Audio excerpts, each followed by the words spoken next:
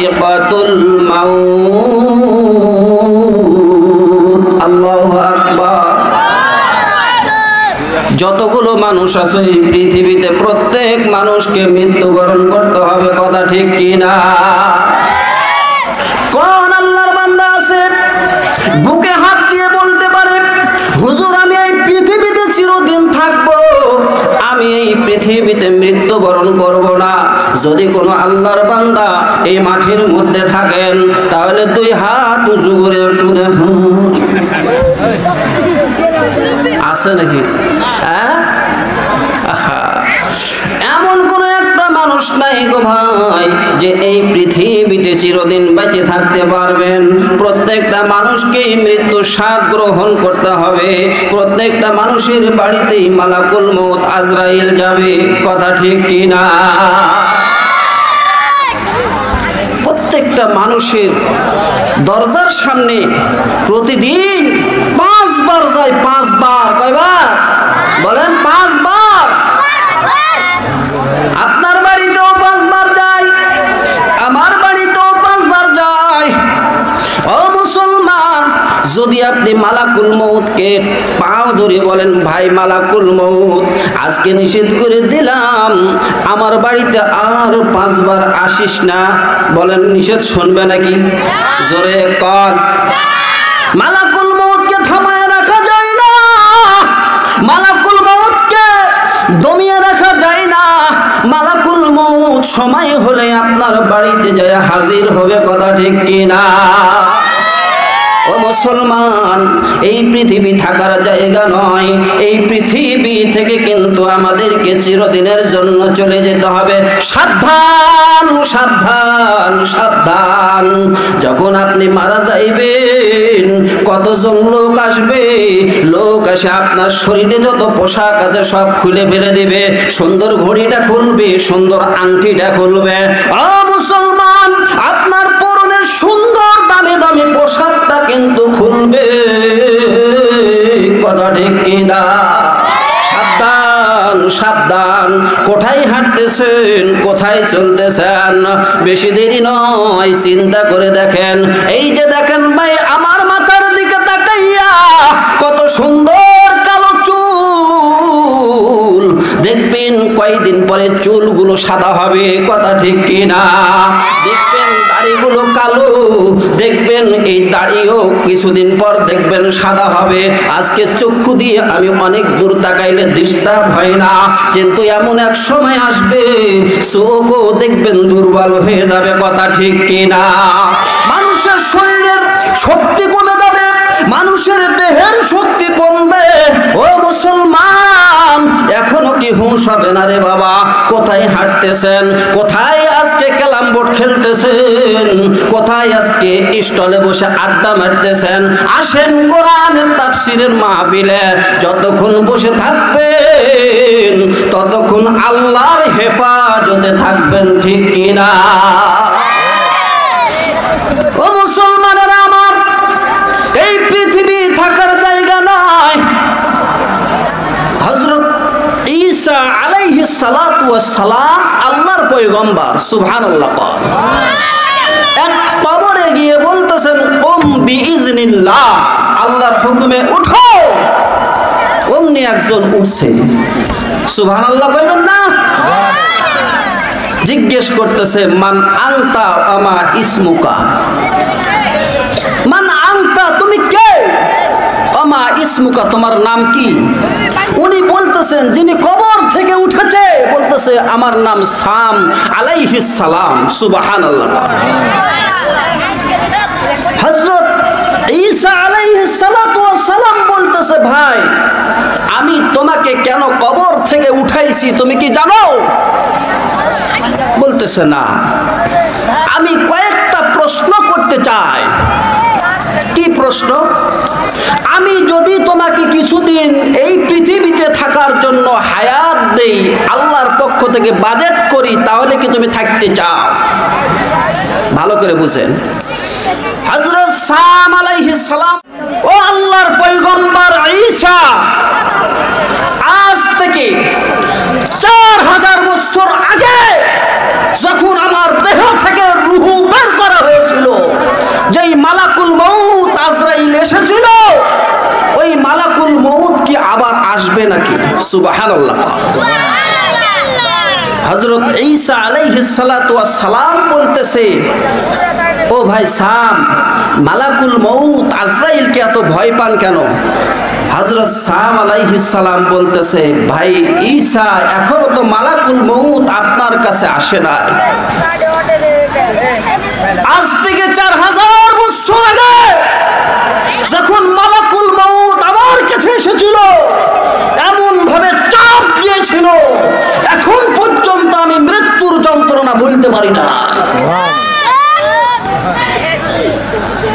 যাই নাই তো বুঝবেন কেমনে? হযরত মূসা আলাইহিস সালাতু ওয়াস সালাম আল্লাহর পয়গম্বর, ইন্তেকাল হয়ে গেল। ইন্তেকালের পর একজন স্বপ্নে দেখে জিজ্ঞেস করলেন, ও আল্লাহর পয়গম্বর, আপনি কি মৃত্যুর যন্ত্রণা কষ্ট পেয়েছেন? হযরত মূসা আলাইহিস সালাতু ওয়াস সালাম বলতেছে, ভাই, কতগুলো মানুষ একত্রিত হয়ে আমার পেটের মধ্যে কয়েক হাজার কাঁটা ঢুকাইয়ে দিয়ে সমস্ত রোগের মধ্যে পেঁচাইয়া টান দিলে যে এরকম কষ্ট হয়, এর থেকে বেশি কষ্ট আমার হয়েছে। সুতরাং এই মৃত্যু থেকে কারো বাঁচার কোনো বুদ্ধি নাই, কথা ঠিক কিনা? আজকে দাইপুকুরিয়া কেন্দ্রীয় গোরস্থানের উন্নতি কল্পে তাফসিরুল কোরআন মাহফিল, আজকে 3 দিন ব্যাপী তাফসিরুল কোরআন মাহফিলের দ্বিতীয় দিন। আমি আপনাদেরকে দাইপুকুরিয়াবাসী অনুরোধ করব, ও মুসলমান, ওই দাইপুকুরিয়া কেন্দ্রীয় গোরস্থানে আপনার বাবা শুয়ে আছে, ওই দাইপুকুরিয়া কেন্দ্রীয় গোরস্থানে আপনার দাদা শুয়ে আছে, ওই দাইপুকুরিয়া কেন্দ্রীয় গোরস্থানে আপনার মা শুয়ে আছে। যদি আপনারা তাফসীর শুনতে না আসেন, তাহলে পরে আল্লাহ রাব্বুল আলামিন আপনার উপরে নারাজ থাকবেন, কথা ঠিক কিনা? আপনার মা বাবা নারাজ, আপনার দাদা দাদি নারাজ, আপনার ভাই ব্রাদার যারা কবরে শুয়ে আছে তারা নারাজ। ও মুসলমান, কবরের আযাব তো আপনারা আর আমরা চোখে দেখি না, এই কথা ঠিক কিনা? কবরে আযাব হয়, ডান দিককার মাটি আর বাম দিককার মাটি এমন জোরে চাপ দেয়। কেমনে বুঝাইতাম এই কথাটা? কেমনে বুঝাইতাম এই কথাটা? ডানের আর মাটি আর বামের মাটি এমন ভাবে চাপ দেয়, বলে ওকে মাগো ছেড়ে দাও, ওকে মাগো ছেড়ে দাও, কিন্তু ছাড়ে না। কথা ঠিক কিনা? বলেন বলেন বলেন। ও মুসলমান, এখন যদি আমাকে কেউ মারে তাহলে মানুষ বাধা দিবে কিনা? আমাকে হুজুররে মারেন কে? কথা ঠিক কিনা? জোরে কর। কবরে কি বংশের কেউ থাকবে নাকি? জোরে কর। আর জোরে, বংশের কেউ থাকবে না, কেউ থাকবে না। থাকবে না কি বলে? কেউ থাকবে না কবরে, বংশের কেউ থাকবে না, কেউ বাধা দিবে না। যত শাস্তি আছে সব শাস্তি ভোগ করতে হবে, কথা ঠিক কিনা? জোরে কর। সুতরাং আপনারা চলে আসেন, আপনারা আসলেই আমাদের মাহফিলের পরিবেশ সুন্দর হবে। মুসলমান, ভালো করে কিছু কথা শুনেন। আমরা তো শুধু খালি সাধারণ মানুষ, আমরা তো মৃত্যুর যন্ত্রণা থেকে বাঁচতে পারি না। আমাদের নবী তো মৃত্যুর যন্ত্রণা থেকে বাঁচতে পারে না, এই কথা ঠিক কিনা? এই মুসলমান, নবীর থেকে দামি এই পৃথিবীতে কেউ আছে? জোরে বলে। আসমানের নিচে, জমিনের উপরে নবীর থেকে দামি কেউ নাই, কথা ঠিক কিনা? জোরে বলে। আমি আর আপনি নবীর থেকে দামি? নাউজুবিল্লাহি মিন যালিক, কথা ঠিক কিনা? বলেন। নবী যখন রাস্তায় চলত, পশু পাখি সালাম সালাম করত। নবী যখন রাস্তায় চলত পশু পাখি সালাম করত। চলন্ত পথে উড়ন্ত মেঘে নবীর মাথায় ছায়া দিত রে, ছায়া দিত। কথা ঠিক কিনা বলেন? রাস্তায় চলতো, চলতে চলতে মেঘ তার মাথায় ছায়া দিত। সুবহানাল্লাহ। এই নবীর এত দাম, ওই নবীকেও মালাকুল মউত ছাড়ে নাই। কথা ঠিক কিনা জোরে বল? ছাড়ছে ভাই, ছাড়ছে, জোরে বল ছাড়ছে। এই যে সুন্দর বিল্ডিং বানাইতেছেন, মনে করছেন যে এই দিক দিয়ে একটা পিঁপড়াও ঢুকতে পারবে না, মনে করছেন যে ওই বিল্ডিং এর ভিতরে ঢুকে থাকলে আপনি বাঁচতে পারবেন? জোরে কর, বাঁচার বুদ্ধি আছে? যেখানেই থাকেন না কেন, যেভাবেই থাকেন না কেন, ওই জায়গায় মালাকুল মউত হাজির হইতে পারে। কথা ঠিক কিনা? ও মুসলমান, আজকে সময় আছে, এখনো মাঠে এসে বসেন। ও মুসলমান, এখনো গুনার কাজগুলো ছাড়েন। কথা ঠিক কিনা? আমরা কিন্তু গুনাহ করি নাই এরকম লোক কি এখানে আছি? জোরে বলেন, গুনাহ করি না কিংবা গুনাহ করি নাই এইরকম লোক কি এখানে আমরা আছি? জোরে বলেন। আমরা যে সবাই জান্নাতে যাব এইরকম গ্যারান্টি আমরা সবাই দিতে পারবো? জোরে বলেন না কেন? আমরা গ্যারান্টি দিতে পারবো যে আমরা সবাই জান্নাতি? জোরে বলেন, জোরে বলেন। আরে দাইপুকুরিয়ার মানুষ, এটা যদি খালি এখন অন্য একটা কোনো নায়িকা আসতো, নাম কমু না, ওরে আল্লাহ রে আল্লাহ, হায় আল্লাহ, নাউজুবিল্লাহ, আবার ফের সুবহানাল্লাহ কইতাম, একটু একটু নাউজুবিল্লাহ কইতাম। ও অনেকেই বলে হুজুর কলা খাইবেন, হুজুর কয় আলহামদুলিল্লাহ, হুজুর টাকা দিবেন, কয় নাউজুবিল্লাহ, ঠিকতাম না। ও মুসলমান, এখানে যদি কোনো নায়িকা আসতো দেখতেন এই মাঠে জায়গা পাওয়া যাইতো না। কথা ঠিক কিনা? আজকে যে জান্নাতের বাগান কোরআনের মাঠে ডাকতেছি, আজকে এখন পর্যন্ত আপনার আসতে মন চাই না, কে আপনাকে টেনে ধরতেছে রে বাবা? আমি আপনাকে অনুরোধ করব, আসেন আসেন আসেন, কোরআনের মাঠে এসে বসেন। হয়তো বা এই মাঠে 1 ঘন্টা সময় বসার জন্য আমার আল্লাহ রাব্বুল আলামিন কিয়ামতের ময়দানে আপনাকে জান্নাত দিয়ে দিতে পারে। জান্নাত দেওয়ার মালিক কে? জোরে কোন? জান্নাত দেওয়ার মালিক কে? আল্লাহর দয়া যদি না হয় কেউ জান্নাত পাইবে? জোরে কোন? ও মুসলমান, আমার কথাগুলো ভালো করে বুঝেন। যেই নবী সর্বশ্রেষ্ঠ, যেই নবী সবার চাইতে দামি, সকল নবীর চাইতে দামি, যেই নবী সকল উম্মতের চাইতে দামি, আমার নবী সবার চাইতে দামি, ওই নবীর কাছেও মালাকুল মউত গেছে, আমাদের কাছেও মালাকুল মউত আসবে। কথা ঠিক কিনা? মালাকুল মউত নবীর কাছে গেছে, মালাকুল মউত নবীর কাছে গেছে। বলেন তো ভাই, নবীর কাছে যখন গেছে, নবী বুঝতে পারছেন মালাকুল মউত আসছে, উনি বুঝতে পারছেন আমার থাকার সময় নাই, আমাকেও চলে যেতে হবে।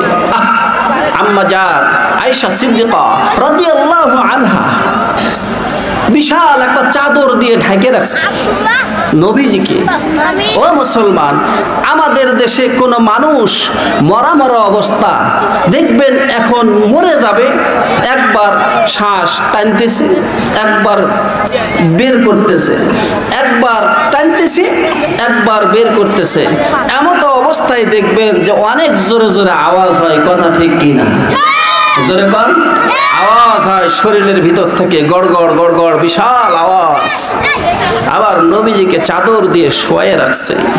আম্মা জান আয়েশা সিদ্দিকা মুখটা মলিন, নবী অসুস্থ, নবীজি বেশি দিন থাকতে পারবে না।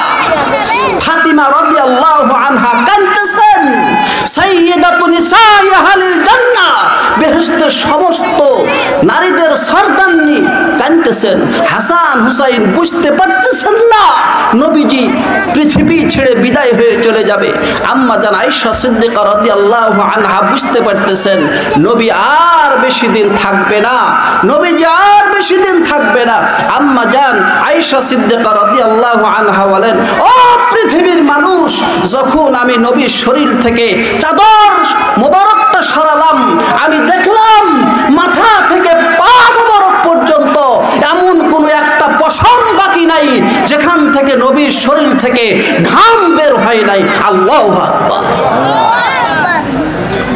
ও মুসলমান, চিন্তা করেন, যেখানে আমরা যেখানে বসে আছি, এখন যদি মালাকুল মউত আসে, ঘোষণা হয়ে যাবে অমুকে আর নাই। কথা ঠিক কিনা? অনেক মানুষ আছে ভাই, আমার এই গ্রামের মধ্যে আমার মাইকের আওয়াজ যতদূর পর্যন্ত যাইতেছে, অনেক মানুষ কিন্তু আমার আলোচনা শুনতেছে, এখানে ভিতরে আসে না। কেন আসে না জানেননি? অনেকেই হয়তো মনে করবে গেলে ভিতরে টাকা দেওয়া লাগবে। কথা ঠিক না ঠিক? ভাই আমি তো টাকা চাই না ভাই, আমি তো আপনার কাছে কোনো স্বার্থের বিনিময়ে এখানে কথা বলতেছি না। ও মুসলমান, আমি শুধু আপনাকে কোরআন থেকে কিছু কথাগুলো শুনাইতে চাই, কারণ এই পৃথিবী থাকার জায়গা নয়। তাকায় দেখেন কিছুদিন পূর্বে কতজন কবরের মধ্যে শুয়েছে। আলহাজ কসিমউদ্দিন হাজী সাহেব দেখেন, চিন্তা করে কবরের মধ্যে শুয়ে আছে। ওই যে শাবান চাচা কবরের মধ্যে শুয়ে আছে। ও মুসলমান, তাকায় দেখেন কত মানুষ কবরের মধ্যে শায়িত আছেন। ওরা হয়তো বা আপনার বাবা, না হয়তো বা আপনার মা। ও মুসলমান, একটু চিন্তা করেন, ওই কবরের মধ্যে যারা শুয়ে আছে তারাও আমাদের মতো একদিন এরকম বসে থেকে আলোচনা শুনেছে। আজকে নাই, কিন্তু মাইকের আওয়াজ তারা শুনতেছে। আমরাও একদিন থাকবো না, আমাদেরকেও চলে যেতে হবে, আমাদেরকেও কবরে শুইতে হবে। আমাদের এই জায়গায় বসে থেকে কেউ আলোচনা করবে, কিন্তু আমরাও আওয়াজ শুনতে পাবো, আমরা আর থাকবো না। ঠিক কি না? জোরে কর, জোরে কর। আমরা কি থাকতে পারবো? জোরে বলেন, থাকতে পারবো? আমি আপনাদেরকে বলবো, মাইকের আওয়াজ শুনতে পাচ্ছেন যারা, আসুন মাঠের মধ্যে আসুন। ও মুসলমান, কিয়ামতের ময়দানে এটা সাক্ষী হবে। কথা ঠিক কিনা? জোরে বল। ও মা বোনেরা, ভালো করে খেয়াল করে কথা শুনেন। ফাতিমা রাদিয়াল্লাহু আনহা নিজেও কাঁদতেছে, বলতেছে আব্বা পৃথিবী থেকে বিদায় নিয়ে চলে যাবে। ফাতিমা, আল্লাহর রাসূল ফাতিমাকে সবচেয়ে বেশি মহব্বত করতেন। ফাতিমা সম্পর্কে আমার নবী বলেছেন, ফাতিমাতুম বিদআতুম মিন্নি, ফাতিমা হলো আমার শরীরের অংশ, আমার গোশতের টুকরা। আল্লাহর রাসূল ফাতিমা সম্পর্কে বলেছে, ফাতিমা হলো আমার শরীরের অংশ। ও মা বোনে, এই ওয়াজটা আপনাদের মনে রাখা লাগবে গো মা। ও মা, আমি আপনাদেরকে এই ওয়াজটা মনে রাখার জন্য বয়ান করে যাইতেছি রে মা। একটা জিনিস ভালো রাখবেন, ফাতিমা হলো জান্নাতের সর্দারনি মহিলা। এই মহিলার দাম কম না বেশি? জোরে কন, জোরে কন, আরো জোরে। যেই ব্যক্তি, যেই মহিলা জান্নাতের সর্দারনি, ওর দাম কম না বেশি? জোরে কন, আরো জোরে। যার পারমিশন ছাড়া একটা নারীও জান্নাতে যাইতে পারবে না, ওর দামটা বেশি হওয়ার কথা কিনা? জোরে কন। ও মগো, গড়ায় গড়ায় ফাতিমা কাঁদতেছেন। নবী আমার দুই চোখ দিয়ে পানিগুলো বহে বহে পড়তেছেন। ও মা, ভালো করে এই ইতিহাসটা মনে করবেন, এই কথাটা ভালো করে মনে করবেন। দেখবেন এক ওয়াক্ত নামাজ ছাড়তে মন চাইবে না আপনার। মা গো, ফাতিমার চোখ দিয়ে পানি পড়তেছে, নবীজি কাঁদতেছেন, নবীজিও চিন্তা করতেছেন, আমি তো এখন চলে যাব। ভাই আজরাইল, তুমি এসেছো আমার রূহটা বের করে নিয়ে চলে যাইবা, কিন্তু পৃথিবীর সব মানুষ সহ্য করতে পারলো, ফাতিমা সহ্য করতে পারবে না। কারণ ফাতিমা পাগলের মতো বাবাকে বেশি মহাব্বত করে। যে এই কাফেররা নবীজিকে আঘাত করার পরেও নবীজির লোহার টুপি ভেঙে কপালের মধ্যে প্রবেশ করে, আমার নবী কষ্ট পায়, ফাতিমা সহ্য করতে পারে নাই। ফাতিমা দৌড়াইয়া জিহাদের ময়দানে পাগলের মতো দৌড়ায়। সব মানুষ সহ্য করতে পারলো, ফাতিমা সহ্য করতে পারবে না। আজরাইল আমি সবজনকে সান্ত্বনা দিল, আমার ফাতিমাকে সান্ত্বনা দিতে পারবো না। একটু পরে আমার নবী কানে কানে ডাক দিয়ে বলে, বেটি ফাতিমা রে, একটু আয়, আমার কানের কাছে আয়, একটু মুখটা লাগা দেখি, আমার মুখের কাছে মুখটা লাগা দেখি, আমি একটা কথা বলতে চাই। বলে আব্বা কি আপনি বলতে চান? বলে বেটি কথা বলতে আমার কষ্ট হয় রে বেটি। বেটি আমার কথা বলতে কষ্ট হয় রে বেটি, তারপরও আমি একটু বলি। বেটি আমার ইন্তেকাল হয়ে গেলে, আমার ইন্তেকালের পর আমার বংশের মধ্যে সর্বপ্রথম তোর সাথে আমার মদিনার জান্নাতুল বাকিতে সাক্ষাৎ হবে। আল্লাহু আকবার। ফাতিমা বুঝতে পেরেছে, ফাতিমার কান্না থেমে গেল অটোমেটিক। হযরত মা আয়েশা ডাক দিয়ে বলে, বেটি বেটি একটু আগে তুমি গড়ায় গড়ায় কাঁদতেছ, কিন্তু কি কথা বলেছে তোমার বাবা যে তোমার কান্না থেমে গেল? ফাতিমা বলে, মা আমার আব্বার ইন্তেকাল হবে এটা সঠিক। ও মা আমার আব্বার ইন্তেকালের 6 মাস পরে তার নামে আমার আব্বা কি কানে কানে বলছে এটার তুমি খবর পাইয়ে যাইবা।